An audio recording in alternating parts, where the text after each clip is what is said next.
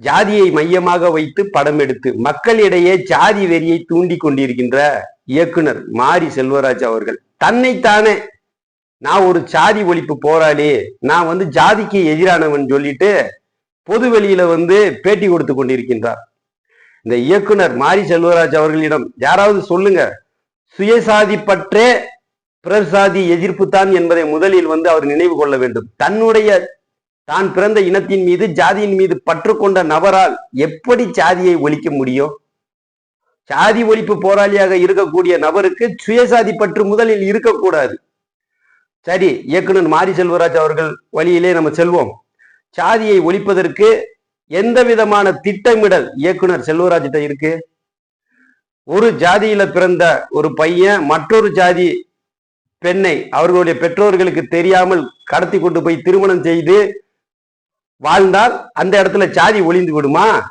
அது அல்ல ஜாதி ஒழிப்பு, அது வன்மம் அதிகமாக தான் ஆகும். ஜாதியை ஒழிக்கணும்னா முதல்ல பள்ளிகள்ல இருந்தே துவங்கணும். சாதிகளின் பெயரிலே கொடுக்கக்கூடிய இட ஒதுக்கீடு முதலில் வேண்டாம் என்று அனைத்து சாதியினரும் சொல்லணும்.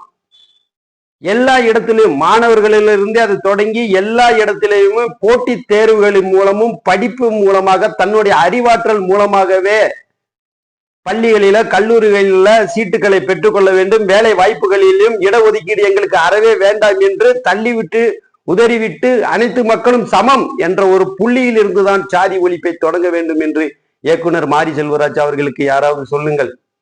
இயக்குனர் மாரி செல்வராஜ் அவர்களே, உங்களுக்கு எப்படி கதை எடுப்பதற்கு உங்களுக்கு உரிமை இருக்கின்றதோ அதே போல ஒவ்வொருவருக்கும் அவர்களுடைய வாழ்வியலை மேற்கொள்வதற்கு உரிமை உள்ளது. நீங்கள் ஜாதியை மையமாக வைத்து தொடர்ச்சியாக படம் எடுத்துக்கொண்டு சாதியம் கொஞ்சம் கொஞ்சமாக மறைந்து மக்கள் இயல்பாக அனைத்து ஜாதியினரும் இயல்பாக பழகி கொண்டிருந்த வேளையில் உங்களது படத்தின் மூலமாகத்தான் மீண்டும் ஜாதிய வன்முறைகள் வெடிக்கின்றது.